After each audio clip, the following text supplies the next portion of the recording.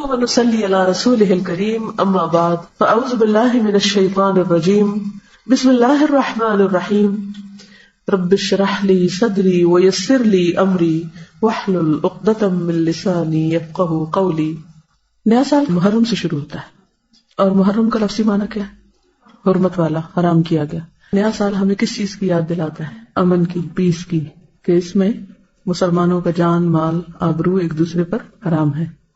لیکن کتنی حیرت کی بات ہے کہ اسی مہینے میں ہم سب سے زیادہ ایک دوسرے کی جان، مال، عزت، آبرو حلال کر لیتے ہیں. خصوصاً آپ دیکھیں کہ پاکستان میں کیا ہوتا ہے محرم آنے پر، ہر ایک خوفزدہ ہوتا ہے. کیوں؟ کیا سوچ کے خوفزدہ ہوتا ہے؟ ایک دوسرے پر سب و شتم ہوتا ہے. سب و شتم کیا ہوتا ہے؟ گالی گلوچ ہوتا ہے. حتیٰ کہ بعض اوقات اس میں صحابہ کرام کو بھی نہیں چھوڑا جاتا.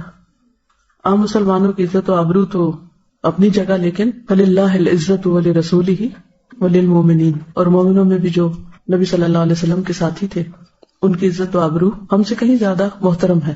تو یہ بڑی دکھ اور تکلیف کی بات ہے کہ اس مہینے میں اور اسلامی سال کے آغاز میں جس چیز سے ہمیں سب سے زیادہ پرہیز کرنا چاہیے اور جس سے رکنا چاہیے ہم وہی کرنے لگتے ہیں. عزت و آبرو کے بعد جان، مال، املاک، وہ سب بھی آپ کے سامنے. اس کی کیا وجہ ہے؟ لوگوں کے پاس علم نہیں. بعض اوقات علم ہوتا ہے لیکن پھر کیا چیز ہوتی ہے کہ عمل نہیں ہوتا. علم اور عمل کے بیچ میں ایک اور چیز ہوتی ہے اور وہ ہے تقویٰ، اللہ کا ڈر. جس علم کے ساتھ اللہ کا ڈر نہیں آتا، تقویٰ نہیں آتا، وہ علم عمل میں نہیں بدلتا. اسی لیے آپ دیکھیں کہ قرآن مجید کے شروع میں شرط لگا دی گئی، کیا؟ ذالک الکتاب لا ریب فیہ ھدی للمتقین. یہ کتاب متقین کو ہدایت دے گی، یعنی جس کے دل میں اللہ کا ڈر ہوگا اس کو ہدایت ملے گی اس کتاب سے. اور ہدایت کا معنی آپ کو معلوم ہے نا، کسی کو راہ دکھانا اور اس پر چلانا اور منزل تک پہنچانا.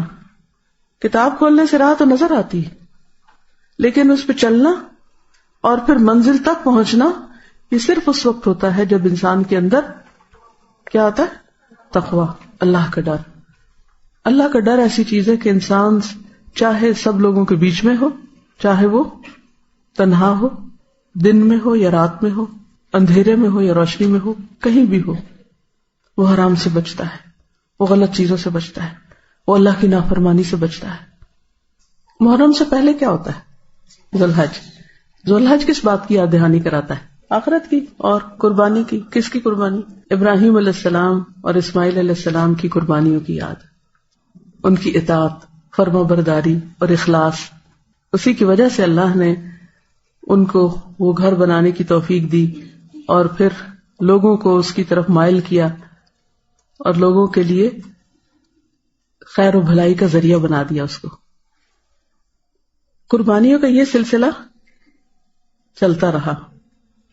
پھر یہ قربانیاں اور کس نے دی؟ مختلف انبیاء کے علاوہ خاص طور پر نبی صلی اللہ علیہ وسلم نے. نبی صلی اللہ علیہ وسلم نے کون کون سی قربانیاں کی تھی؟ گھر کی کیا کی تھی؟ ہجرت کب ہوئی تھی؟ نبوت کے 13ویں سال. مہینہ کون سا تھا؟ اسلامی کیلنڈر کا آغاز محرم سے کیوں ہوتا ہے؟ اس کی خاص وجہ کیا تھی؟ کیونکہ ہجرت ہوئی تھی. ہجرت سے ہی تو آغاز ہوا تھا اسلامی کیلنڈر کا. لیکن آپ نے دیکھا کہ شیطان نے ہمارا دھیان کس طرف کروا دیا. محرم کا لفظ آتے ہی ہمارا سارا خیال، سوچ اور پورے کا پورا ایک ماحول بدل جاتا ہے. کسی کو ہجرت یاد آتی؟ نہیں آتی نا. محرم کے ساتھ ہجرت کا کوئی کانسیپٹ ہی نہیں رہا. محرم کے ساتھ عزت آبرو کی حفاظت اور عزت آبرو کے خیال رکھنے کی بات ہی نہیں، سوچ ہی نہیں. کیسے شیطان نے بھلوایا ہم کو سب کچھ. اسلام کی اصل روح اور اس کا ایسنس وہ ختم ہو کے رہ گیا اور ہم کچھ اور ہی کرنے چل پڑے جس کا ذکر نہ قرآن میں نہ سنت میں. اور ہم سب اس پہ راضی اور ہم دیکھتے ہیں اپنی آنکھوں سے اور سنتے ہیں اور کوئی بھی نہیں سوچتا کہ ہم سب کیا کر رہے ہیں. بحیثیت قوم کیا کر رہے ہیں، بحیثیت فرد کیا کر رہے ہیں، بحیثیت خاندان کے کیا کر رہے ہیں. تو سوچنا چاہیے نا. اللہ نے ہم کو عقل دی ہے نا، مسلمان بنایا، عقل دی، شعور دیا. انسان اور جانور میں سب سے بڑا فرق یہ ہے کہ انسان عقل استعمال کرتا ہے، باشعور ہوتا ہے. لہذا محرم جہاں حرمت کا سبق دیتا ہے وہاں ہجرت کا سبق دیتا ہے، ہجرت کی یاد دلاتا ہے. نبی صلی اللہ علیہ وسلم نے ہجرت کیوں کی تھی؟ دین کی خاطر اپنا گھر، جان، مال، ہر چیز کی قربانی کی تھی. ہجرت قربانی ہے نا. ذوالحج میں بھی قربانی اور محرم بھی قربانی. لیکن ہم سب بڑے مقاصد اور بڑے مقام پانے کے لیے کتنی قربانیاں کرتے ہیں. کس کس چیز کی؟ ہم حضرت ابراہیم کی قربانیاں پڑھتے ہیں، ہم حضرت اسماعیل کی قربانی پڑھتے ہیں، ہم حضور صلی اللہ علیہ وسلم کی قربانیاں پڑھتے ہیں. ذرا ایک لسٹ اپنی قربانی کو بنائیے. آپ نے کیا کیا قربان کیا؟ کس کس چیز کو قربان کیا؟ ہجرت صرف کسی جگہ کے چھوڑ دینے کا نام نہیں. تو ہجرت صرف ایک جگہ سے دوسری جگہ جانے کا نام نہیں، اور صرف تھوڑا سا وقت یا مال یا جان قربان کرنے کا نام نہیں، بلکہ ہجرت ہر اس چیز کو چھوڑنے کا نام ہے جو اللہ اور بندے کے درمیان دوری پیدا کرے. ٹھیک ہے نا. اب آپ خود دیکھیے وہ کون سی چیزیں ہیں جو آپ اور آپ کے رب کے بیچ میں، رب کی یاد میں، اس کے ذکر میں رکاوٹ پیدا کرتی ہیں. صبح سے آغاز کیجیے. نیند. ہم سے کب پیار ہے، نیند تمہیں پیاری ہے، کس قدر گراں تم پہ صبح کی بیداری ہے. تو نیند کو قربان کرنا، نیند کو چھوڑنا، تاکہ ہم وقت کے اندر نماز پڑھ سکیں، اور اس کی ذمہ داری خود لینا. یہ نہیں کہ ہم دوسروں پہ ڈال دیں، آپ ہمیں جگا دیں. گھروں میں مائیں بیچاری ہلکان ہوتی رہتی ہیں، ایک دفعہ، دو دفعہ، تین دفعہ دروازے ناک ہو رہے ہیں، ہلا رہے ہیں، جگا رہے ہیں. کیا واقعی ابھی تک ہم بچے ہیں کہ کوئی ہم کو جگائے؟ ہمیں اپنی ذمہ داری اب خود نہیں لینی چاہیے نا. خود جاگنا چاہیے نا. یا ہمارے پاس کوئی جواز ہے نہ جاگنے کا؟ نہیں ہے نا. کوئی بھی نہیں ہے. کوئی یہ نہیں کہہ سکتا میرے پاس الارم کلاک نہیں. پہلے تو لوگوں کے پاس کوئی ایسی گھڑیاں نہیں ہوتی تھی. وہ کیسے جاگتے تھے؟ ایمان کے بل پہ جاگتے تھے نا. اگر آپ کے اندر اللہ کا ڈر ہے اور اللہ کا ذکر کر کے آپ سوتے ہیں، بلیو می، آپ کتنے بھی تھکے ہوئے، اگر آپ اللہ تعالیٰ سے رات دعا کر کے سوئیں کہ اللہ تعالیٰ مجھے اتنے بجے جگا دے، لازماً آپ جاگ جائیں گے. آپ کی نیت اور ارادہ ہونا چاہیے. اگر آپ کی صبح کی نماز لیٹ ہوتی ہے یا قضا ہوتی ہے تو اس کا مطلب یہ ہے کہ آپ قربانی کرنا نہیں جانتے، اصل ہجرت نہیں کی ابھی تک آپ نے. تو ہمیں یہ دیکھنا ہے کہ کہاں کہاں ہمیں دین پر عمل کرنے میں مشکل پیش آ رہی ہے. اچھا، جب ہم مشکل کی بات کرتے ہیں ہم ساری باہر کی مشکلات کا ذکر کرتے ہیں. ماحول ایسا ہے، معاشرہ بڑا خراب ہے، فلاں بڑا خراب ہے، ایسا ہو رہا ہے، ویسا ہو رہا ہے، دنیا بھر کی باتیں. اور جو مشکلات ہمارے اپنے اندر ہیں ان کو ہم بھول جاتے ہیں. کچھ ہمارے اپنے اندر رکاوٹیں، کچھ کمپلیکسز ہیں دین پر عمل کرنے سے جو ان کو روکتے ہیں. مثلاً کسی شادی کے موقع پر باحیا لباس پہننے سے کیا چیز روکتی ہے ہمیں؟ اندر کا کمپلیکس نا. کیا کہ لوگ کیا کہیں گے، ہم کو یہ اچھا نہیں سمجھے گا، ہم اس کی نظر میں نہیں جچیں گے، یہ ہمیں بیکورڈ سمجھیں گے، وہ برا بھلا کہے گا. تو یہ لوگ تو باتیں کرتے رہتے ہیں، لوگوں کی باتیں تو باتیں ہی ہوتی ہیں. اصل بات یہ ہے کہ ہم کہاں کھڑے ہیں، ہم نے کیا فیصلہ کیا، ہم نے کیا ڈیسائیڈ کیا. آخر کیا وجہ ہوتی ہے کہ کچھ لوگ ایک چیز سنتے ہیں اور اس کے حسن حصے پر عمل کرتے ہیں اور اس میں وہ استقامت اختیار کرتے ہیں، پکے رہتے ہیں. دنیا ادھر کی ادھر ہو جائے وہ کہتے ہیں میں نے تو اپنے رب کو ہی راضی کرنا ہے. اور کچھ لوگ ہر ہوا کے جھونکے کے ساتھ ادھر کو گر پڑتے ہیں، سوکھے پتے کی طرح اڑتے رہتے ہیں، کوئی ان کی منزل ٹھکانا نہیں ہوتا. تو ہمیں اپنے آپ کو دیکھنا ہے کہ ہم کہاں کھڑے ہیں. بعض اوقات ہمیں شیطان دھوکہ دیتا ہے، تم نے تو حجاب بھی کر لیا ہے اور تم تو اب نماز بھی 5 وقت پڑھنے لگ گئی ہو، اب تو تم بڑی نیک ہو گئی ہو. کسی کا قول ہے کہ بعض لوگ گناہ کر کے جنت میں داخل ہوں گے اور بعض نیکی کر کے جہنم میں. بظاہر دیکھنے میں تو بڑی الٹی سی بات لگتی ہے نا. عام قاعدہ کیا ہے کہ جو نیکی کرے گا وہ جنت میں جائے گا اور جو برا کرے گا وہ جہنم میں جائے گا. لیکن کسی نے کہا کہ نہیں، بعض نیکی کرنے والے جہنم میں جائیں گے اور بدی کرنے والے جنت میں. کیسے؟ اس کی وضاحت ابن القیم الجوزیہ نے کی ہے. وہ کہتے ہیں کہ بعض انسان ایسے ہوتے ہیں باشعور کہ اگر ان سے کوئی غلط کام ہو جائے، کوئی کوتاہی ہو جائے، کوئی برائی ہو جائے، وہ اتنے پشیمان ہوتے ہیں، اتنے نادم ہوتے ہیں، ان کو بار بار اپنے گناہ کا احساس ہوتا ہے اور وہ توبہ ہی کرتے رہتے ہیں.